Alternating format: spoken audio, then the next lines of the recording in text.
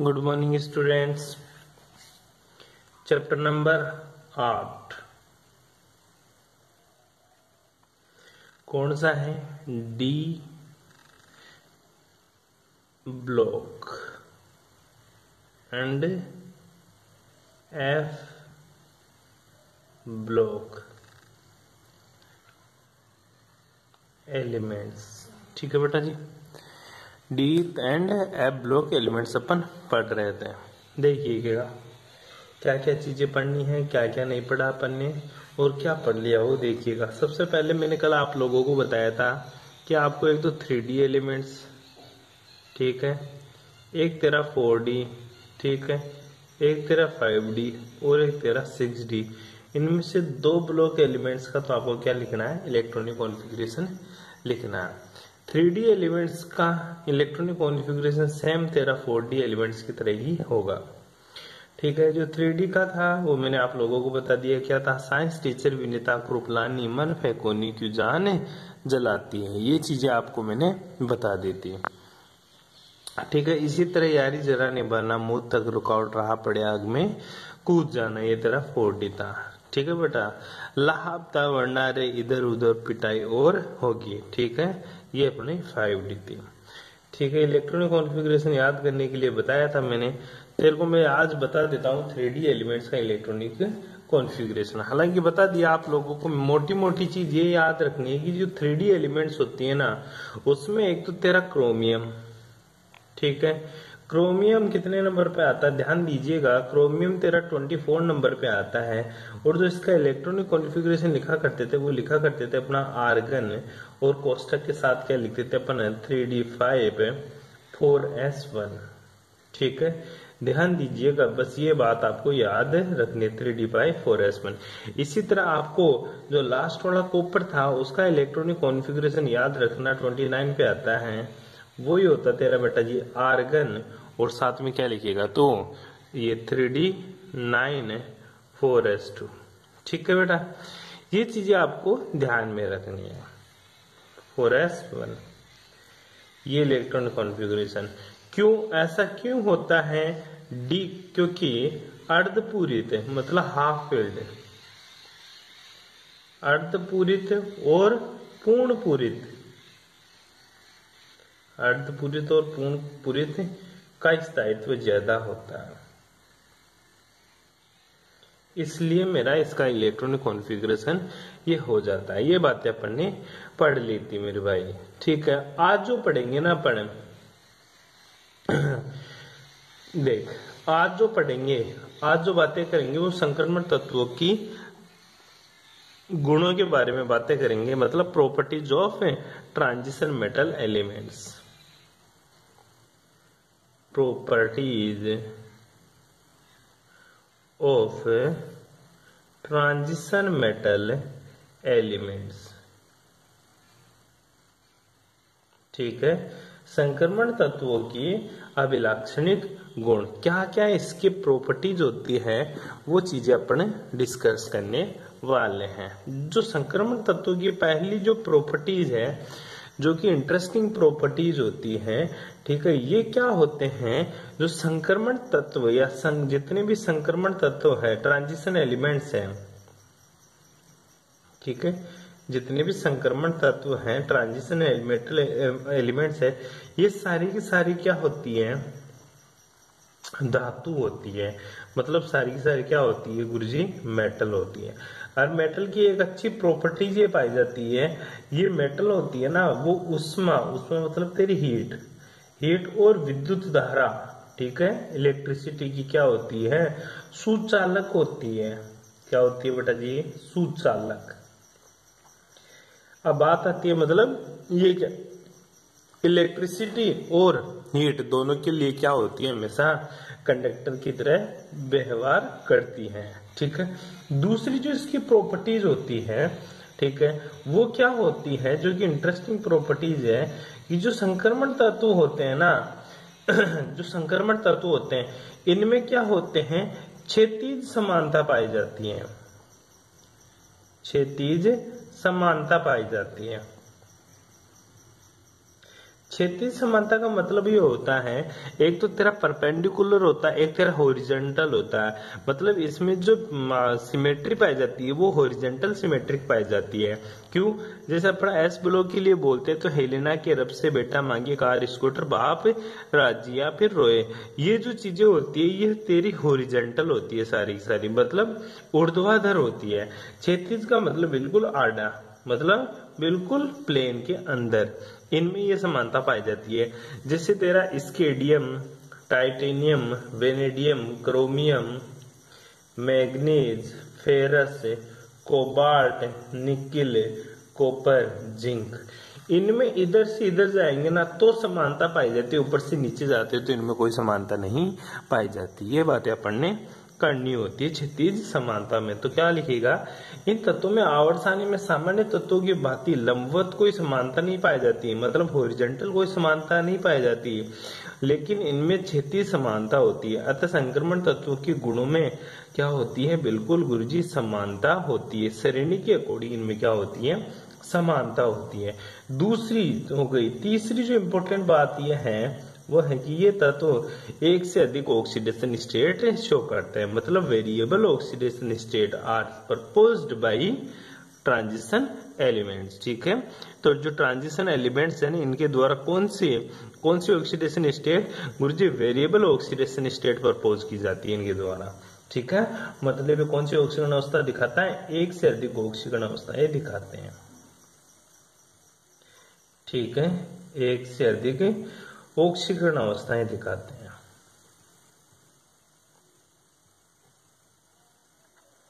ठीक है, छोटी छोटी बातें हैं थोड़ी सी।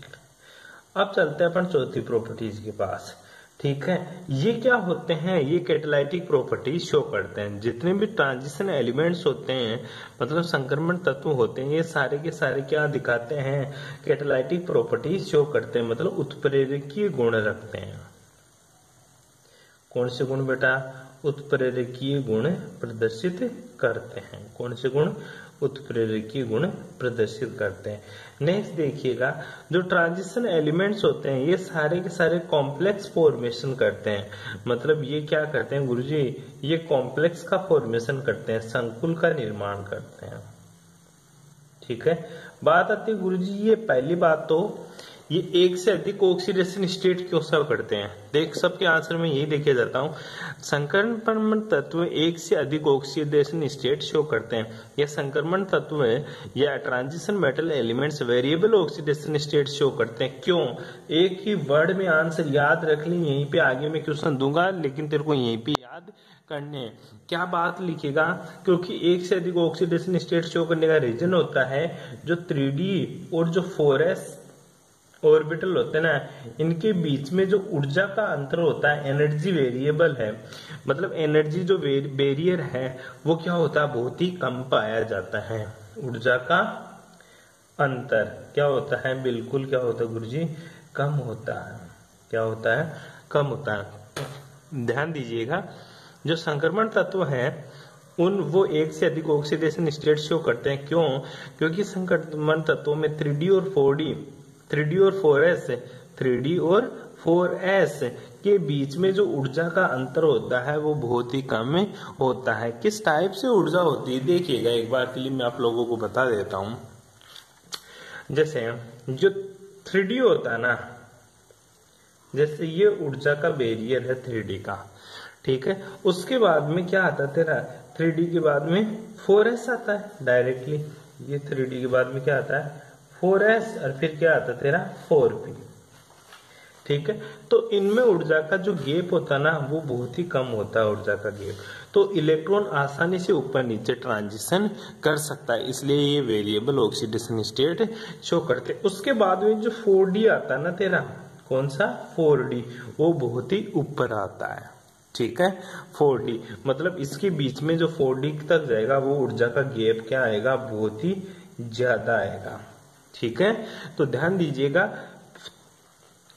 4S और 3D के बीच में ऊर्जा का जो अंतर है, ऊर्जा बैरियर है, वो बहुत ही कम होता है, इसलिए संक्रमण तत्व एक से अधिक ऑक्सीकरण अवस्था दिखाते हैं, means variable oxidation state show करते हैं।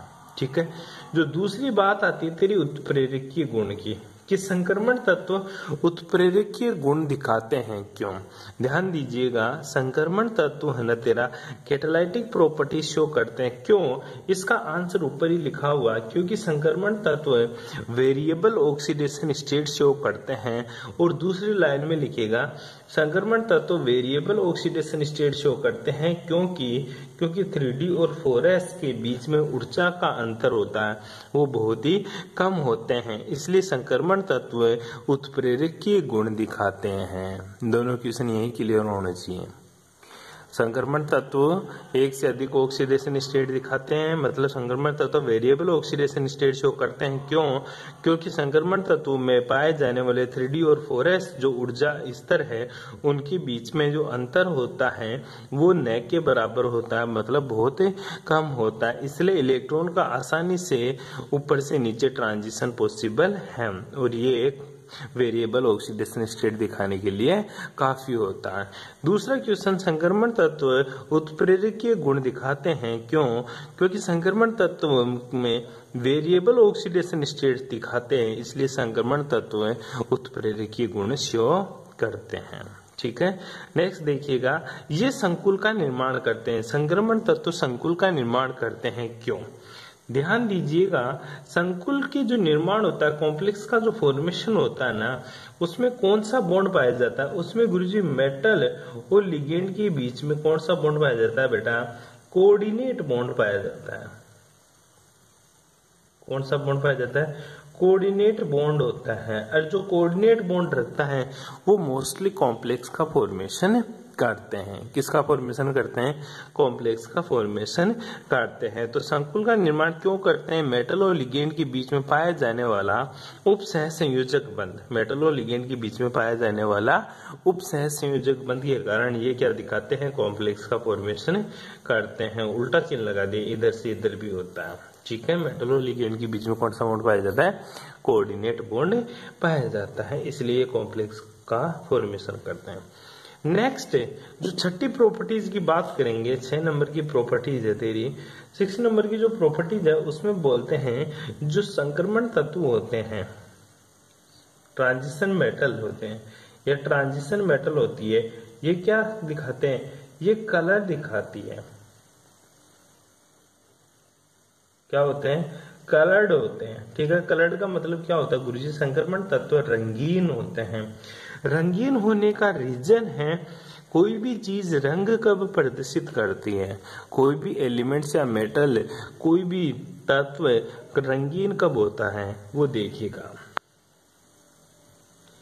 रंगीन होने का रीजन मोटा मोटा समझा तो अनपेयर्ड इलेक्ट्रॉन की उपस्थिति,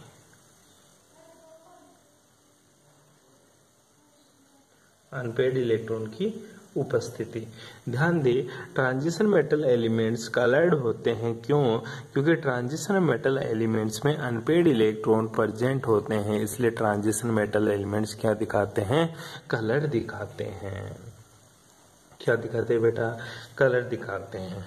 7 नंबर की जो प्रॉपर्टीज है वो देखिएगा, जो ट्रांजिशन मेटल एलिमेंट्स होते हैं ये तेरा पैरामैग्नेटिक होते हैं। जो ट्रांजिशन मेटल एलिमेंट्स होती हैं ये क्या होती है मेरी, क्या होती है, पैरामैग्नेटिक। ठीक है। पैरामैग्नेटिक का मतलब होता है बेटा हिंदी में अनुचुंबकीय होती है, अनुचुंबकीय। ध्यान देना, अगर अनपेयर्ड इलेक्ट्रॉन उपस्थित हैं तो ट्रांजिशन मेटल एलिमेंट्स रंगीन होंगे और उसका जो चुंबकीय क्षेत्र होगा वो अनुचुंबकीय होगा। कौन सा होगा बेटा, अनुचुंबकीय, अर्थात वो पैरामैग्नेटिक नेचर की होगी, चुंबकत्व प्रदर्शित करेगी। इसलिए ध्यान दे, संक्रमण तत्व चुंबक की भांति व्यवहार करते हैं क्योंकि संक्रमण तत्व अनुचुंबकीय प्रकृति के होते हैं।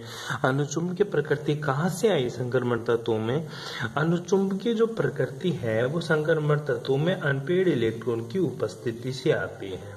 किससे आती है, अनपेयर्ड इलेक्ट्रॉन की उपस्थिति के कारण संक्रमण तत्व अनुचुंबकीय प्रकृति के होते हैं। किसके होते हैं, अनुचुंबकीय प्रकृति के होते हैं। साथ के बाद में 8 नंबर की जो प्रॉपर्टीज देख ले तेरी, ठीक है। 8 नंबर की जो प्रॉपर्टीज है बेटा वो ये होती है कि संक्रमण तत्व क्या होते हैं तेरे अंतराकाशी यौगिक बनाते हैं। क्या बनाते हैं? अंतराकाशी। कौन से यौगिक? अंतराकाशी यौगिक बनाते हैं। अंतराकाशी यौगिक का मतलब आपको मैंने बताया था इंटरस्टेनियस कंपाउंड्स का फॉर्मेशन करते हैं। जो इंटरस्टेनियस कंपाउंड्स होते हैं उनका मतलब क्या होता है गुरुजी? बीच बीच में से जैसे जगह रह जाती है, जैसे ये मेरी मेटल है ये खाली रह गया। जैसे तूने देखा होगा आइस को, आइस क्या होती है? एक अंतराकाशी यौगिक होता है। आइस में होती क्या है गुरुजी? आइस की जो डेंसिटी होती है वो वाटर की डेंसिटी से कम होती है। रीजन यही होता है कि आइस क्या होता है तेरे एक अंतराकाशी यौगिक होती है जिसमें जालक मतलब जिसमें जाल पाया जाता है, एक लेटिस होती है तेरी वो। ठीक है, तो लेटिस में अपन ने पढ़ा था सॉलिड स्टेट में अंतराकाशी यौगिक। ठीक है, तो ध्यान देना वही तेरा अंतराकाशी है। ठीक है, आगे देखिएगा जो 9 नंबर की प्रॉपर्टीज है बेटा जी वो ध्यान से देखने का। ये कई प्रकार की मिश्र धातुएं बनाते हैं। कौन सी धातुएं? मिश्र धातु का निर्माण करते हैं। संक्रमण तत्व क्या करते हैं?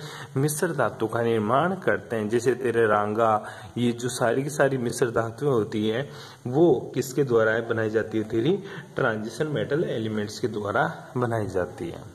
नेक्स्ट देखिएगा बेटा जी, ये जो कि इम्पोर्टेंट है और बहुत ही ध्यान रखने वाली बात है 10 नंबर की प्रॉपर्टी क्या है? जो संक्रमण तत्व होते हैं ना ये क्या होते हैं? मजबूत होते हैं। क्या होते हैं? मजबूत होते हैं। मजबूत होने के साथ साथ क्या होते हैं गुरुजी? कठोर भी होते हैं और इनका जो मेल्टिंग पॉइंट होता है वो उच्च होता है। जो इनका मेल्टिंग पॉइंट होता है वो क्या होता है? उच्च होता है। और जो इनका क्वथनांक होते हैं ना वो भी क्या होता है? उच्च क्वथनांक भी होता है।